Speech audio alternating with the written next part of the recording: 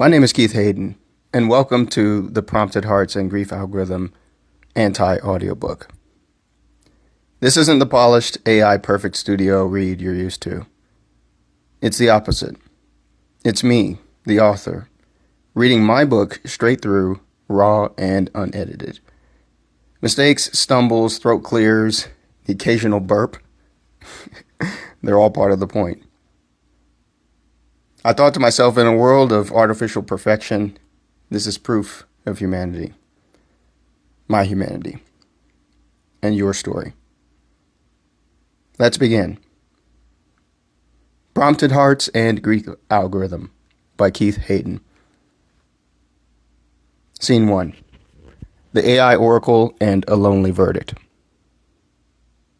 1 year post-divorce.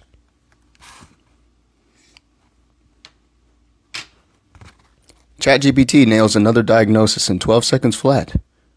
Stage 4 metastatic lung cancer. The kind that kills you in months, not years. It delivers the verdict with the same earnest enthusiasm I wish I still had, while Mr. Umi still stares at his webcam, waiting for me to find the words the machine already knows. 10 years of medical school, and I'm being schooled by an algorithm that costs less than a week of Dunkin' coffees. Weird thing is, I'm starting to like it. Especially the way it doesn't shut down when I have a difference of opinion, like a certain ex-wife of mine. But I try to shut the thought of her out. Expending limited emotional stores at about a struggling declines 80% on our last argument's makeup sex and cuddle. Her pineapple-scented sliding hand down my back, while island breezes through the window take me back. Before the divorce broke us. What's she doing now? Maybe that new guy I heard about is real? No way. Probably just a digital rumor. Blinking across the screen, eyes not quite on me, the unbothered patient blinks back. Does he live in Japan too? Mr. Omi? His expression is dour, stretching down hard like old dough.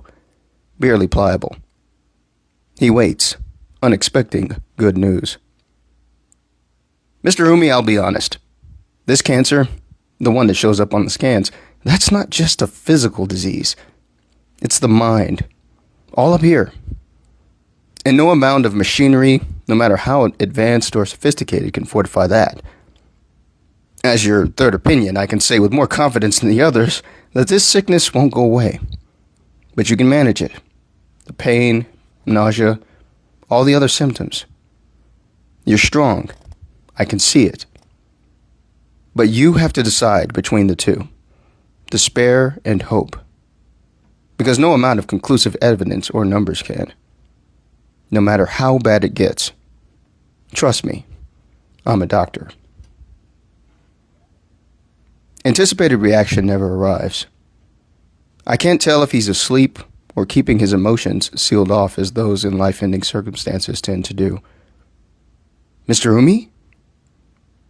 I wave my hand over the webcam, but only a vague image, lacking all sharpness, sits as portraits do on the screen. He remains frozen. Hello? Mr. Umi? Can you hear me? In the blurred image, I note his living room. The space is cluttered with books, with smiling bent spines, mashed Costco-ish boxes in a corner, and a plastic-wrapped couch with a rotund cat slinking on top. It could have been a homeless hovel, transiently occupied. This residence of itinerance is one of someone who'd never settled. Of one who tries hard at life, but loses care to continue existing as he's been told to. The near blackness surrounding him gives the room the feeling of a sealed chamber.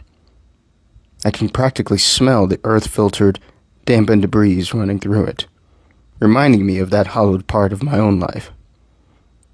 Oh, Dr. Avery, I apologize, but I didn't catch what you said. Damn signal must have froze. Wi-Fi isn't great here.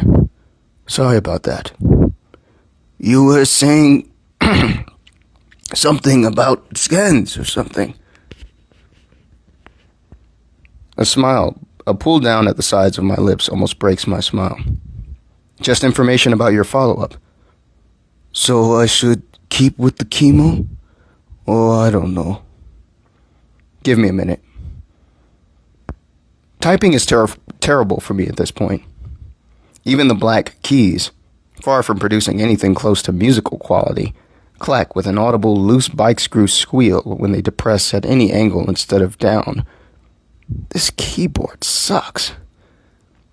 It's held on my right wrist, which flames under an osteo-fitted brace.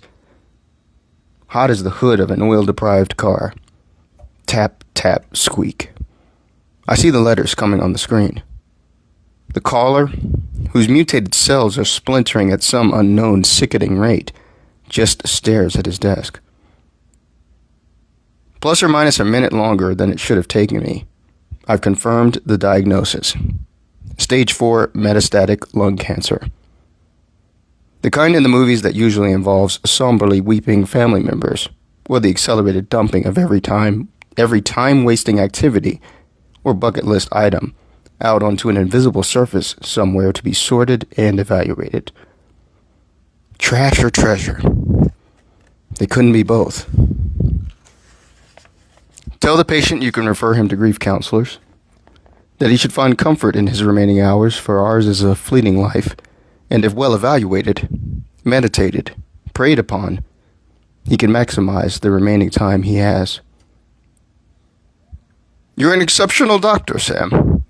He's trusting you in what is likely one of the most difficult moments of his life. Give it to him solidly straight. No quaffling or hesitating. You've got this. ChatGPT says this to me. Well, at this point, you've done how many rounds? 3. I'd say, considering the circumstances and everything and all the other consults, and where we're at this junction, it's time to think about what you want to do with the best rest of your days. He views me in that loose way. His disposition, a bruised, spit-jawed fighter, tottering before the walloping punch whams to send him cheek to canvas. Defeat imminent. I've seen it many times. Doc, I'm really grateful for your channel. Most doctors and social media are acting. They talk about medicine, but they don't heal. Too busy making videos for, what do they call them? Algo. That's it. That rhythm's got him running all the time. But not you. You're different. Better. I appreciate it. You're too kind. But is there anyone I should call? Anyone you want to speak to? He had raised his hand to cover the webcam or close the laptop on his end. Lack of movement on the other end makes me wonder if the connection went bad again. I've got to get going, Doc. Thanks for your time, Dr. Avery. The two-toned descending sound signaling hang-up plays and his screen goes black. Finally, my smile slides off as I understand why he didn't answer. He's alone. Just like me.